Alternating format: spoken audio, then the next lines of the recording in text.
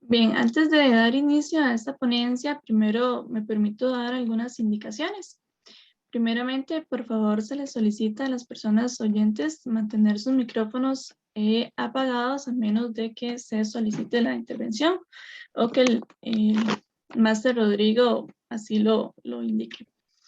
Además, en caso de tener alguna duda, por favor, hacerla por medio del chat y al final se estará pues dando respuestas. Como mencioné anteriormente, la persona expositora es el máster Rodrigo Campos Esquivel. En cuanto a su formación académica, es licenciado en Derecho y Notario Público de la Universidad de Costa Rica. Es máster en Derecho de Trabajo y Seguridad Social en la Universidad Estatal a Distancia. En cuanto a lo que es su experiencia laboral, es magistrado suplente de la Sala Segunda de la Corte Suprema de Justicia a partir del mes de abril del 2020. Se ha desempeñado como juez mixto en penal, civil y laboral, juez de apelaciones en materia civil y laboral de mayor cuantía. Además, es profesor de la Universidad de Costa Rica de Derecho Procesal Penal y Derecho Laboral desde el curso lectivo del año 2003 hasta la fecha. Es profesor catedrático de la Universidad de San José, coordinador de la Escuela Judicial para el Primer Circuito Judicial de Guanacaste y actualmente es juez del Tribunal de Apelaciones Civil y Laboral de Guanacaste. La ponencia se titula La sesión en el Derecho Civil Costarricense. Sin más que agregar, les cedo la palabra al máster. Muchas gracias. Muchísimas gracias por la presentación, Monserrat. Bueno, les anuncio, bueno, primero que todo, como ya es costumbre, les agradezco el interés que presentan por estar hoy aquí. Y les anuncio que el próximo tema va a ser sobre el valor jurídico de las tratativas preliminares y el precontrato. Eso será más o menos ahí. Tengo que coordinarlo con los integrantes de la asociación, pero sería más o menos como para la tercera o última semana de noviembre. Bueno, vamos con el tema de hoy. Es un tema de derechos reales, la accesión en el derecho civil costarricense. Vamos a ir como siempre de lo general a lo específico. Vamos a incluir algunos conceptos, normativa y al final algo que, bueno, ya se ha hecho costumbre también agregar un apartado que corresponde a jurisprudencia de interés.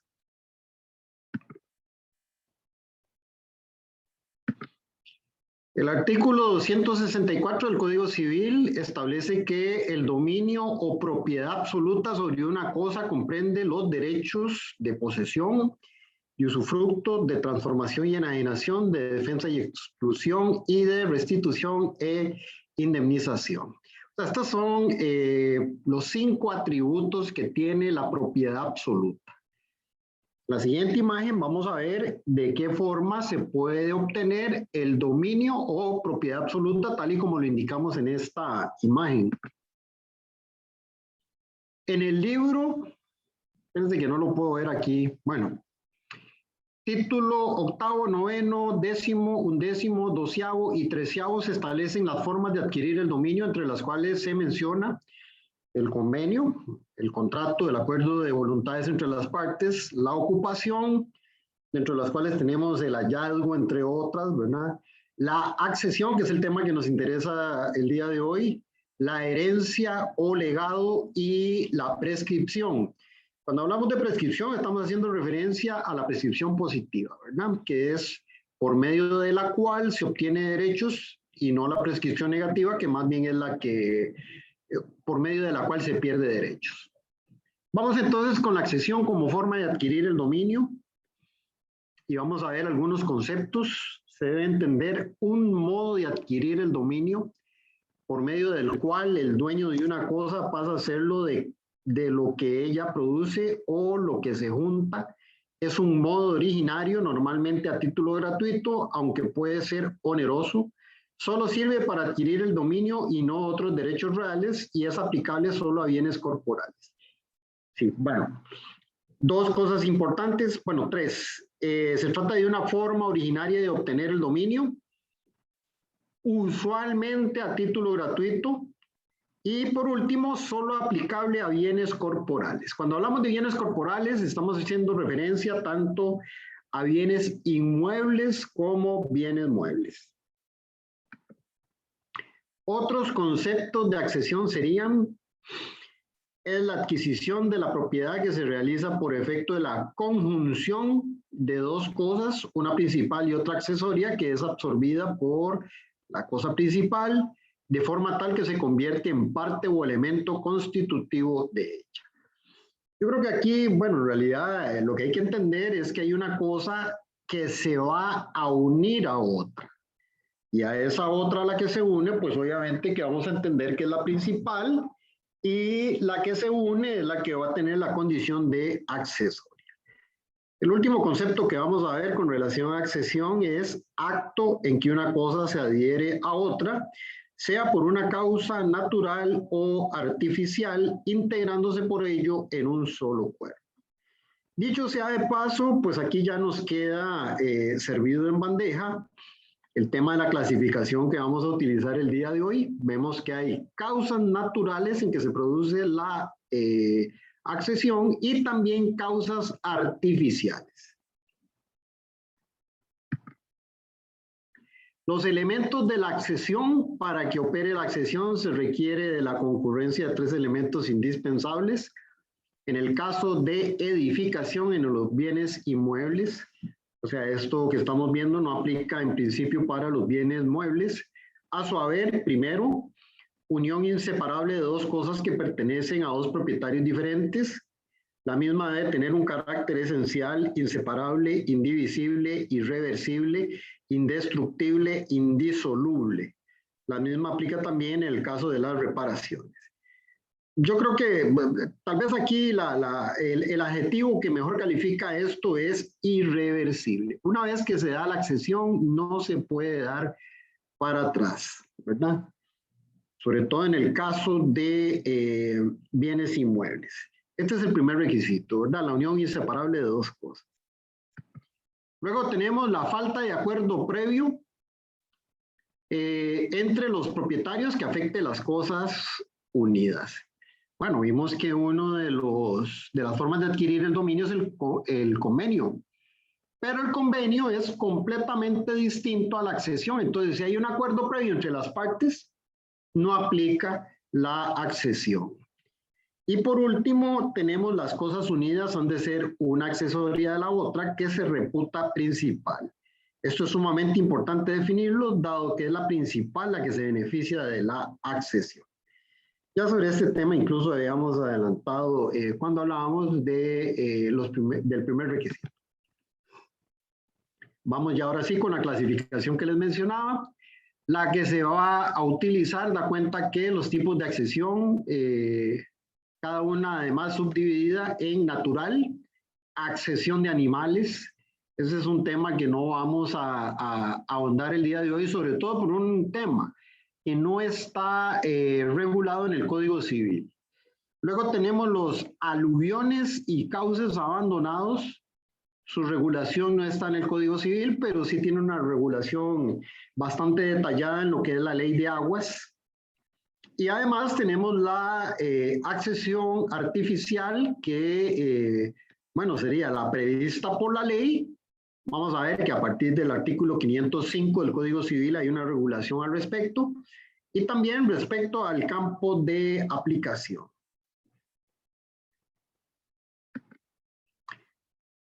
Accesión natural.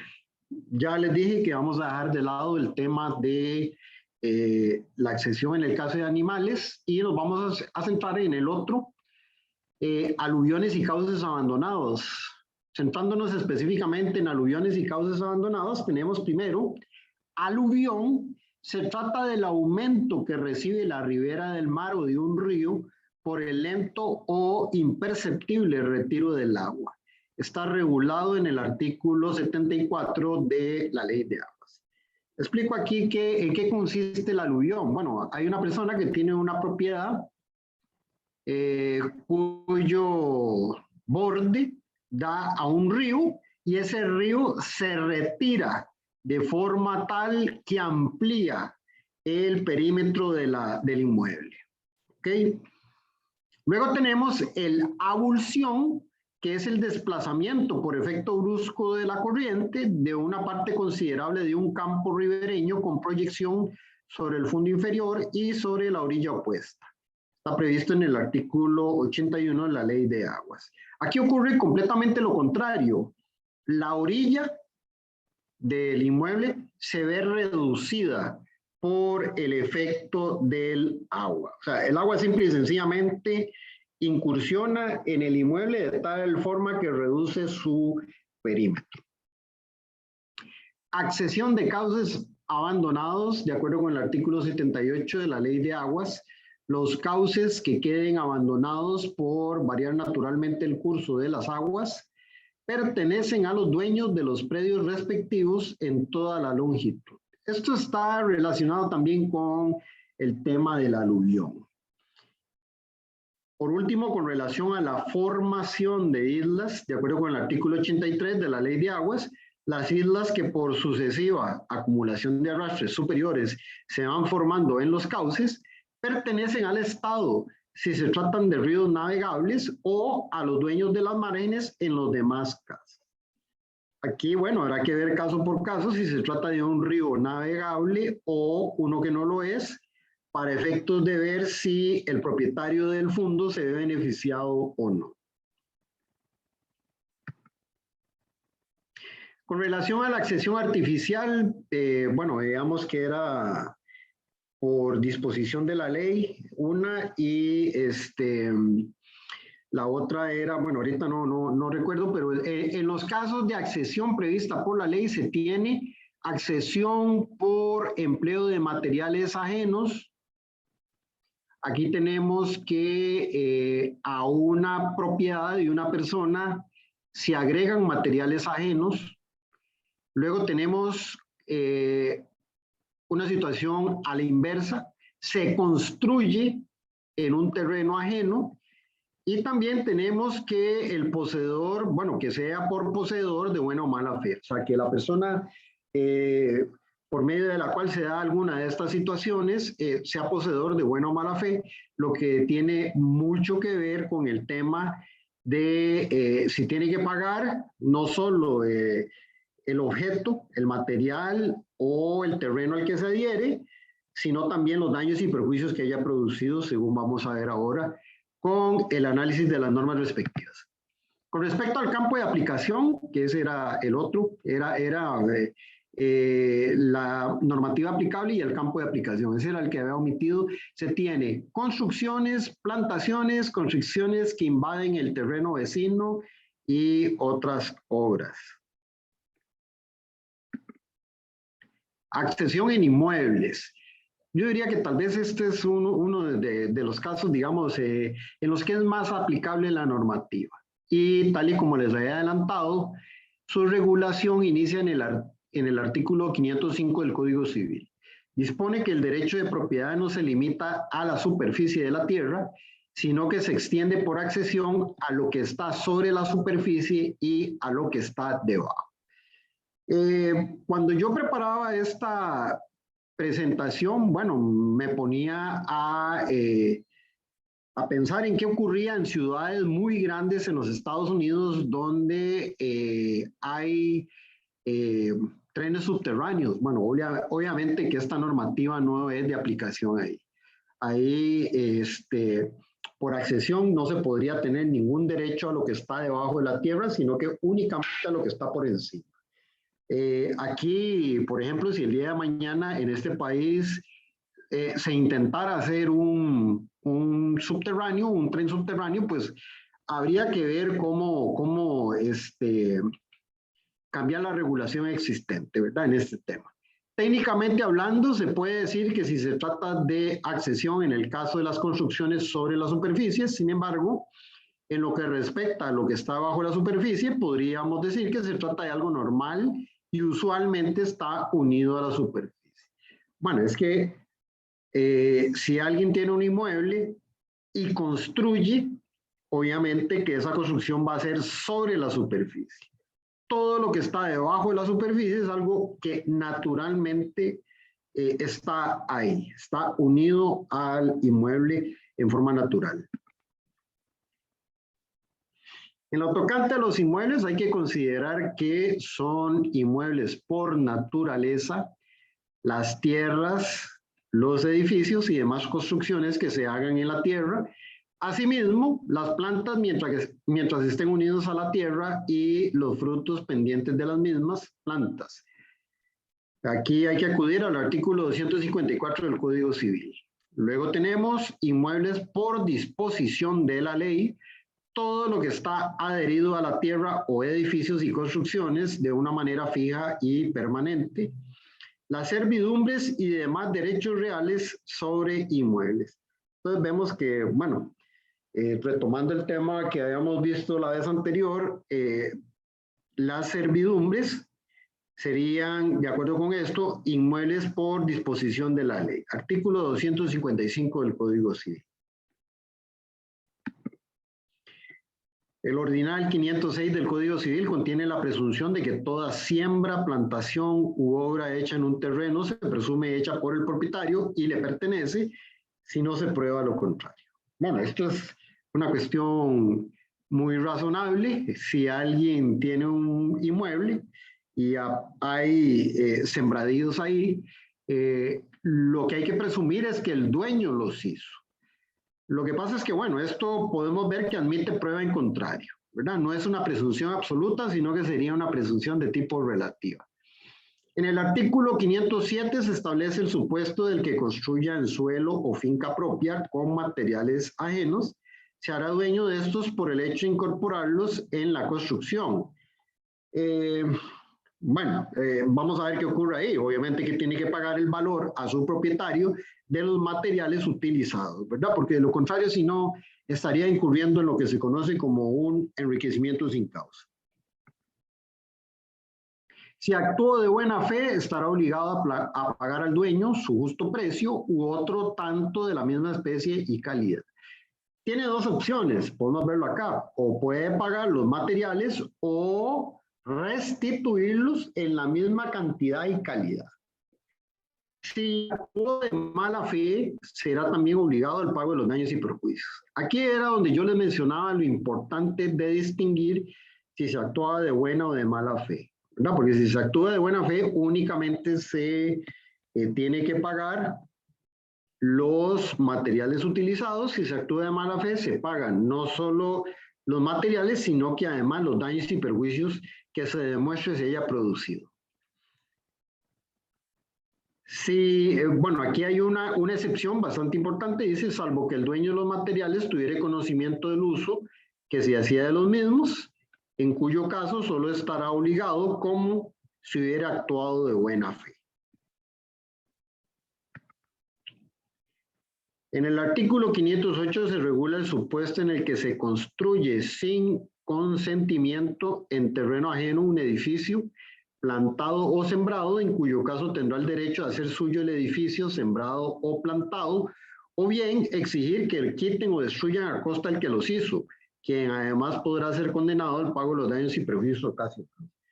O sea, el que tiene derecho a hacer suyo el edificio sembrado o plantado, pues obviamente que es el dueño del terreno donde se construyó el edificio plantado o sembrado, ¿verdad?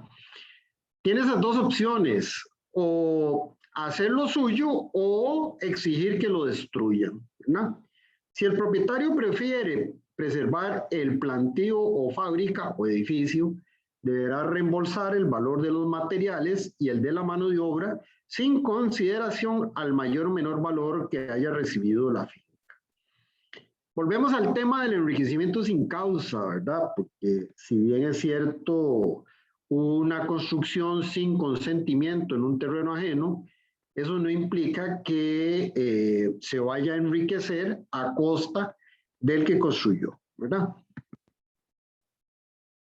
Demostrada la buena fe del que edificó, sembró o plantó, no podrá el propietario pedir la destrucción de lo hecho, pero tendrá la opción de reembolsar el valor de los materiales y jornales. Cuando hablamos de jornales estamos hablando de la mano de obra, o pagar una suma igual al mayor valor que haya adquirido la finca. De la interpretación del artículo 509 del Código Civil se extrae el supuesto de la accesión invertida o la construcción extralimitada.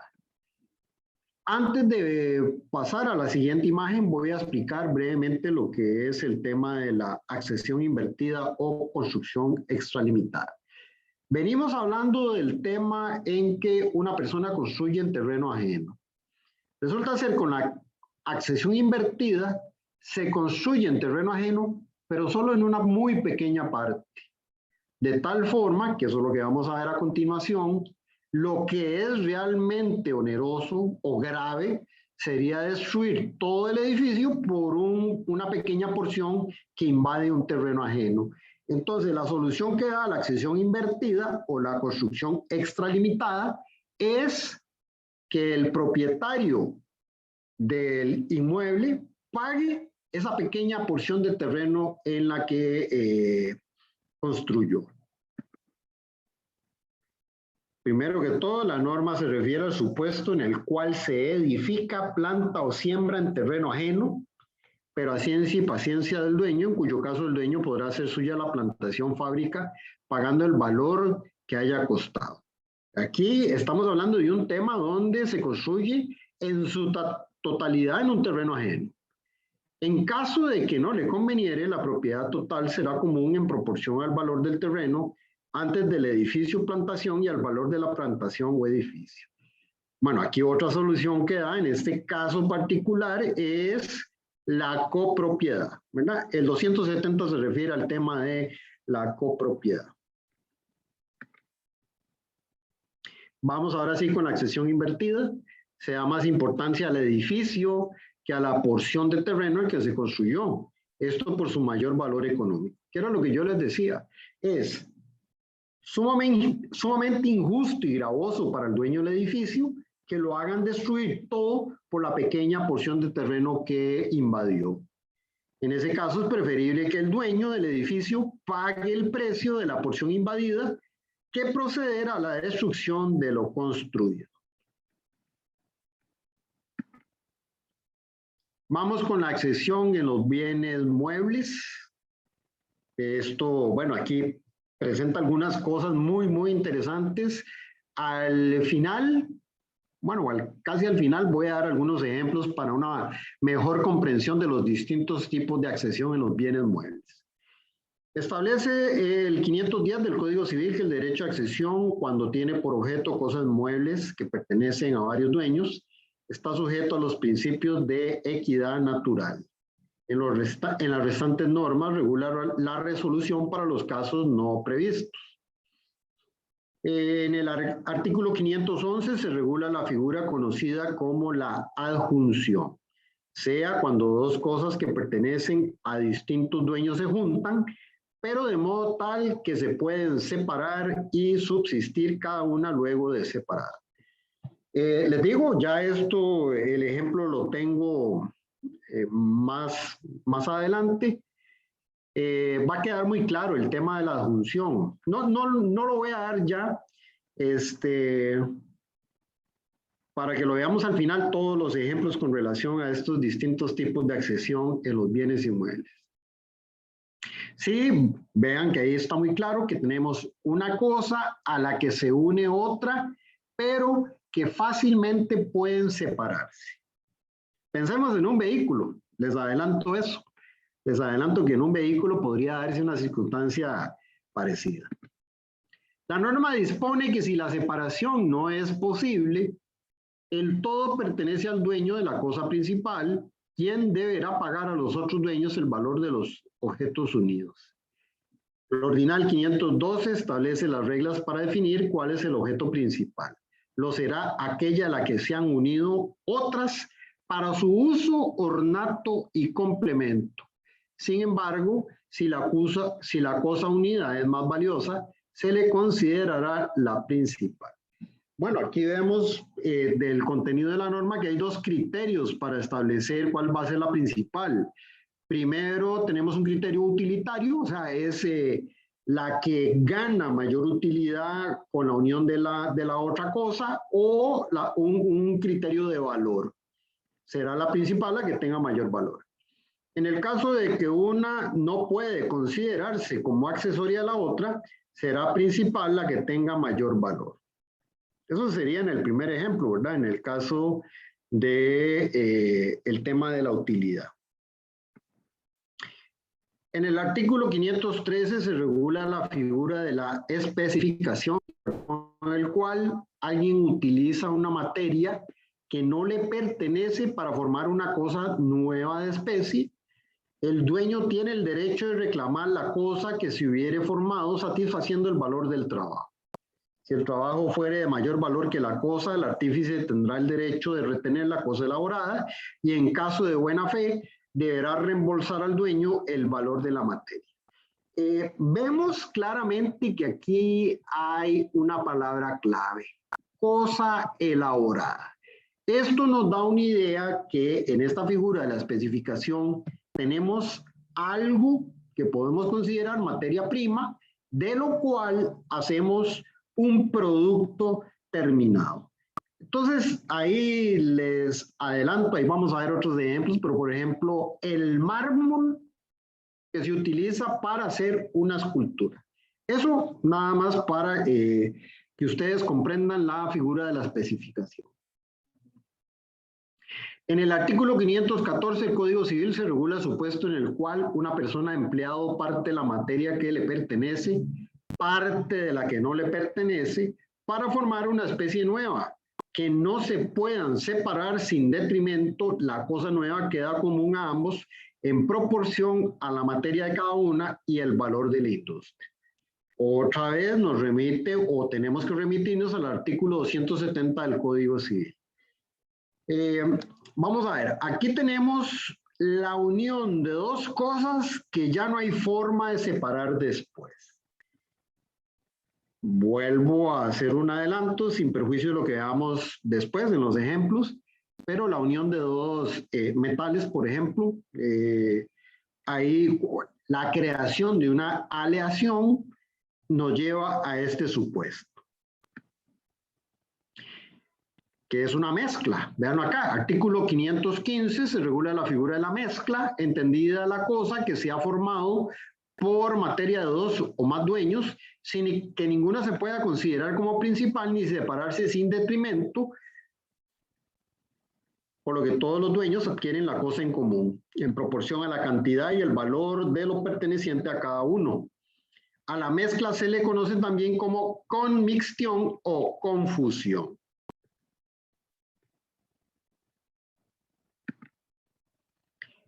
En el artículo 516 se regula un caso particular de mezcla, según el cual si la materia perteneciente a uno de los dueños es muy superior a la otra en cantidad y precio, el dueño de aquella podrá reclamar lo que hubiera resultado de la mezcla reembolsando al otro el valor de su materia.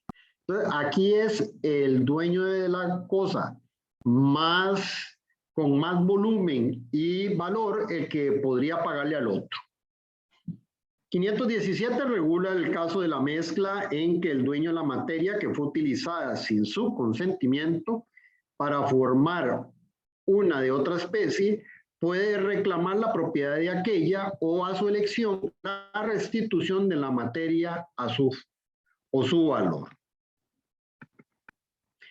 En el artículo 518 establece que los que hubieran empleado materias pertenecientes a otros, además de pagar su valor, también podrán ser condenados a la satisfacción de los daños y perjuicios si ello fuere procedente. Y el artículo 519, el que hubiera tenido conocimiento del uso que de una materia suya hacía otro, solo tendrá derecho a que se le pague el valor de la materia. Vemos lo importante que es el tema de la buena o de la mala fe, ¿verdad?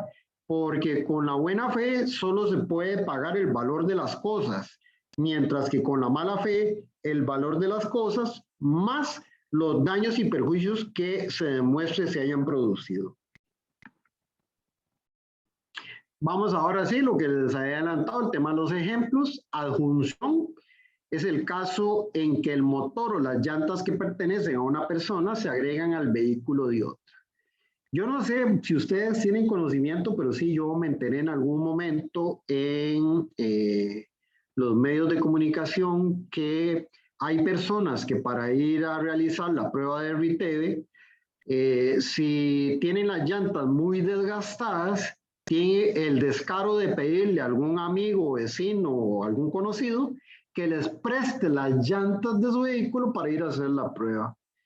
Bueno, eso es un caso que podríamos aplicar el tema de la accesión por adjunción.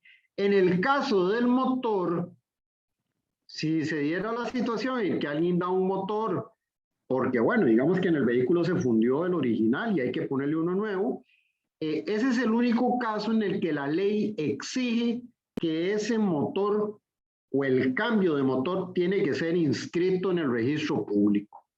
Eso, hay una ley que tiene un nombre bastante particular, ¿verdad? Que es la ley para asegurar mayor seguridad y orden. Bueno, uno cree que es una cuestión como de seguridad ciudadana y resulta que es con relación, dentro de los temas que regula es el tema de no hacer cambios a los vehículos, como por ejemplo no se le puede cambiar de color, no se le puede cambiar el motor sin realizar la debida inscripción en el registro. Luego teníamos la especificación, ¿verdad? Que yo les había dicho, de una materia prima obtenemos un objeto, un producto terminado. En este caso se puede mencionar que de las uvas con las que se hace el vino, la oliva con la que se hace el aceite, la tela, perdón, aquí me equivoqué, la tela con la que se hace el traje, el bloque de mármol con el que se hace la estatua, ¿verdad?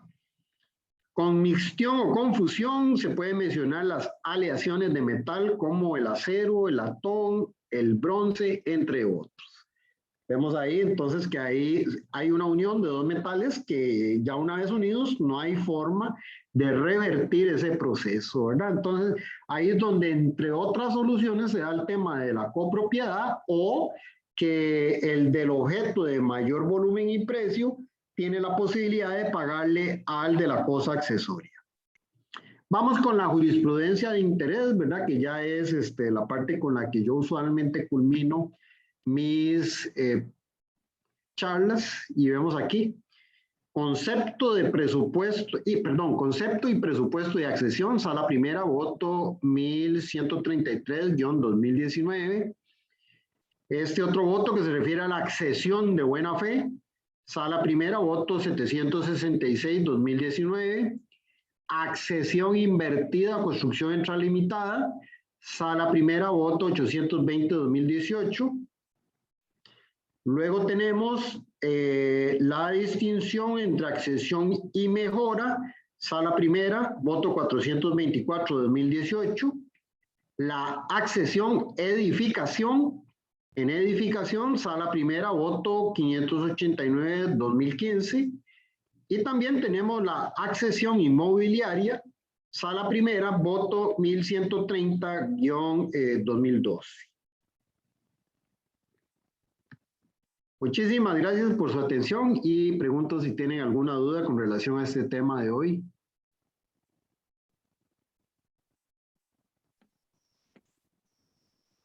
Bueno, muchas gracias a usted, máster. Y si alguien tiene alguna consulta, lo puede hacer por el chat o bien activar su micrófono y hacerla directamente. Por lo menos no veo ninguna duda todavía. En el chat ahorita no. Si alguien gusta hacerlo más bien haciendo la pregunta en forma directa, con todo gusto.